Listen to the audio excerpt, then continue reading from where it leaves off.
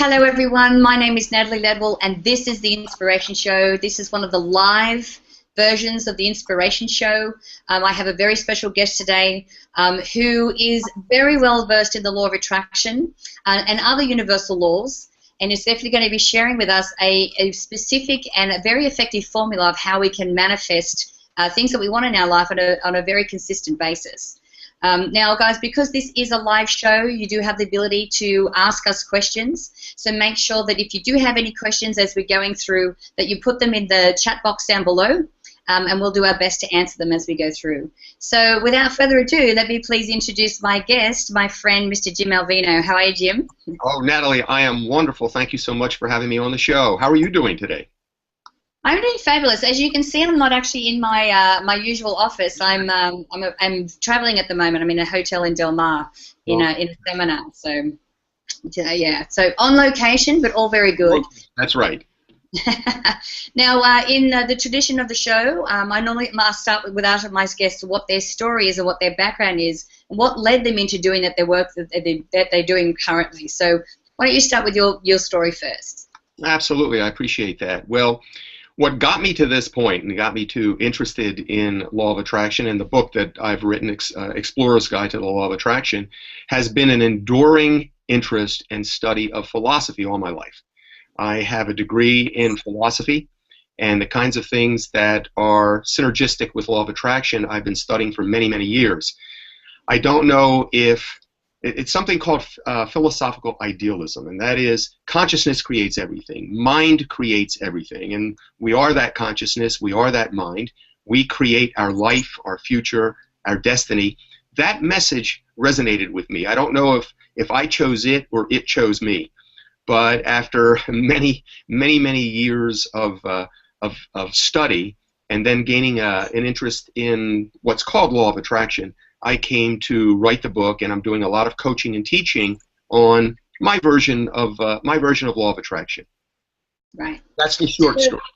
Right. So I suppose because you've been doing so much work on this, what do you think is the common thing that people do to actually cut the law of attraction off from working in their favor? Well, there are fundamentally 3 or 4 things, and I call this the law of attraction perfect storm. And the number one magnetic disturbance, if you will, is using language that attracts to us what we don't want. Words such as don't, not, no. So we attract what we really don't want unwittingly, thinking that we are bringing into our existence what we really want, but it's not the case. So we need to be more vigilant about the words we use so that we're not attracting more of what we don't want, and we can attract more of what we do want. Second thing is limiting beliefs. People typically think they're small. They think the game is bigger than they are, when in fact, from my vantage point, we create the game. We are the game. We're the only game in town, so to speak, and we're empowered and responsible to play it at a level 10 if we choose. So thinking you're small, you'll shrink into that vision. Thinking you're big, you'll grow into that vision. So limiting beliefs would be the number 2 magnetic disturbance. Number 3 would be emotional addictions. Emotional addictions are in some ways, they are inherent to us because our brain, a little organ in the brain called the hypothalamus, produces neopeptides with every thought, with every emotion that attach to the receptor cells of our brain. What can happen is we can become addicted to our own biochemicals, and then the brain starts configuring a reality to give us more of the same, more of the same. An extreme example, if you know someone who is angry all the time, that person is probably addicted to the neuropeptides associated with anger. And so the brain starts saying, okay, let's feed your addiction. Let's find you something you can get angry about, or someone you can fight with to feed your emotional addiction, your biochemical addiction. And then the 4th thing is what I call open cycles. Start, change, stop cycles that we leave open. The little things in life that we neglect, the bills that we don't pay, the room that we don't clean up, the office that we don't organize. All of us can relate to these things. I certainly can. And they drain us. They drain us psychically, emotionally, spiritually, and they distract us. They diffuse our energy when, in fact, all formulas for law of attraction begin with focus, deciding what you want, clarity, and then you can go about the steps in bringing that reality to manifestation. Right. It's very interesting that you refer to energy and emotion. How important a role does that play when it comes to applying the law of attraction? It's absolutely critical. Law of attraction is rooted in a vibrational world, the quantum world. It's all about vibrations. It's all about emotions. So we have in life exactly everything in life is frequency specific to who we are, to what we emote, to the vibrations that we send out. It's a perfect match. So I say to people, if you want to know what you're vibrating financially, look in your wallet. If you want to know what you're vibrating with regard to relationships, look at your relationships. As a business coach, I will say to people, if you want to see what you're vibrating relative to your business, look at your numbers, look at your business. It's a perfect match. So if we put out negative vibes, we're going to get negative things back. And if we put out positive vibrations, positive energy, it will configure the energy in the universe to bring us back what we desire, bring us back a really nice reality. Yeah, cool. So we obviously know that thoughts become things. So if we look at the equation of law of attraction, for me it's like, well, if our thoughts and our actions are in alignment with this new reality that we're visualizing with emotion on a daily basis, yes, we then resonate at a certain frequency out into the universe. And then by law, whatever is a match, a vibrational match to that resonance of that vibration we're sending out, then comes back to us. Exactly. So, yeah, so we know that our thoughts can create those things, and that's the beginning of that process. So if we have negative thoughts that keep coming up for us all the time, that negative voice that keeps telling us why we can't do something, how can we counteract that? How can we? Is there some kind of system or formula we can use to be able to replace them with more positive thoughts? Absolutely. I have a formula, I have a process in my book called the emotional circuit breaker, for starters. And the very first thing is we need to become aware. Much of what's driving the ship, much of what dictates our beliefs, our habits, and behaviors is beneath the surface. We really don't know. We're often on autopilot. So the very first thing is we have to become aware. We have to become aware of what's going on, and we have to understand the dynamics. We really need to understand, oh, I'm doing this again. Oh, I'm thinking that again. Wow, I just became aware of it. And you recognize that as your predominant thought patterns or your predominant behaviors. That's the beginning. So we understand, we become aware, we understand the dynamics, what's involved, and then we simply, in some cases through sheer will, do the opposite. We need to really get a grip and do the opposite of what we have been doing, and yet own that emotion. I think it's Dr. Joe Dispenza that talks about retiring an emotion to wisdom. I really like that phrase. When we own it, when we own the habit, when we own the limiting belief or emotional addiction, then we retire it to wisdom.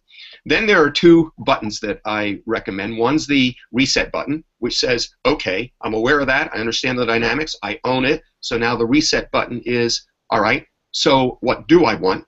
Get real clear. I've just discovered what I don't want. What do I want? The reactivate button, what I call the reactivate button, is, and what am I doing about it? For me, attraction is always endorsed by action.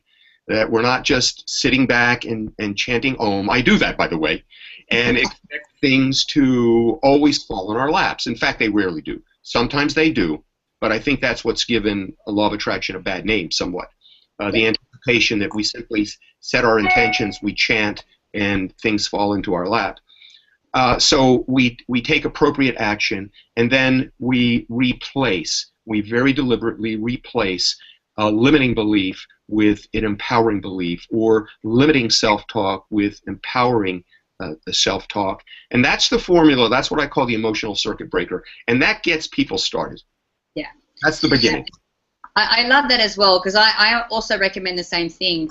And I also recommend writing it down. When you're aware of these negative thoughts, even if you use the notes app on your phone, or you just have a piece of paper with you, because when you can name and acknowledge and see what these thoughts are, and especially if you're creating a list of them, you get to the end of the day and went, wow, okay, these thoughts aren't serving me anymore. What am I going to be choosing instead?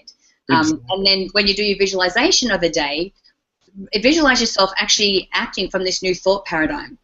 How does that change your behavior? How does that change who you are when you're operating from this more positive power, thought power paradigm? So Precisely, and I think I love the fact that you're making that list, and I would just add to it, and you probably do this. You've got the list. I would go delete, delete, delete, delete at the end of each day, literally, physically, to delete that limiting belief that you caught yourself believing.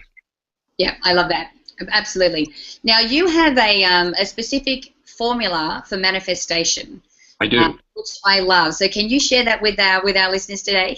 Absolutely. I'll give you the overview first, and then I'll try to briefly drill down a little bit. My formula for manifestation is focus, that's F, plus action, which is A, plus surrender, which is S, plus T, which is transcendence. So it's FAST, F-A-S-T, focus, action, surrender, transcendence equals manifestation. So the focus part of it is we absolutely must be clear about what we want. And all of law of attraction is really rooted in a quantum world. And in the quantum world, nothing exists until it is observed. Nothing exists until it's observed. They come into the objects, for example, subatomic particles come into existence when they're observed. Now, if you scale all of this up to the universe we live in, because you want to know, well, how does this relate to me? Then we focus, we bring into manifestation what we observe.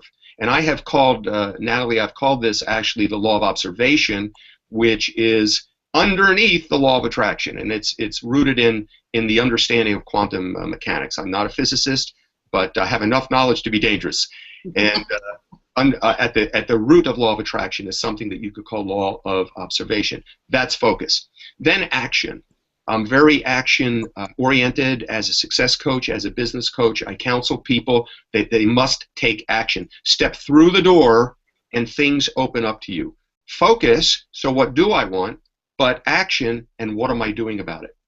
And then surrender. There is that element of what's called allowing in law of attraction circles, that we do have to surrender over to a higher power, if you will. We have to allow, we have to stop controlling. We need to let go a little bit and let the universe do its work. Let the quantum field, or what I call the quantum heart, do its work and unfold for us exactly the desire that we have put out there.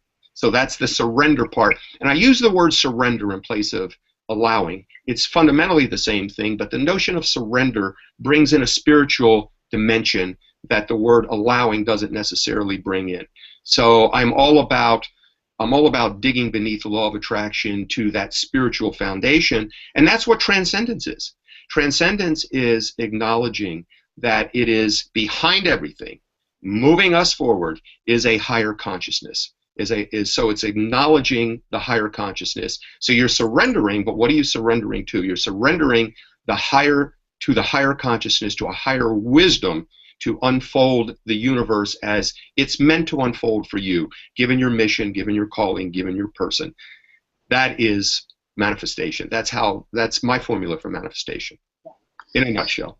I absolutely love that, because that's what we're doing with the law of attraction. You know, we are eliciting the help of the greater consciousness, of God, of the quantum field, of source, whatever you want to call that.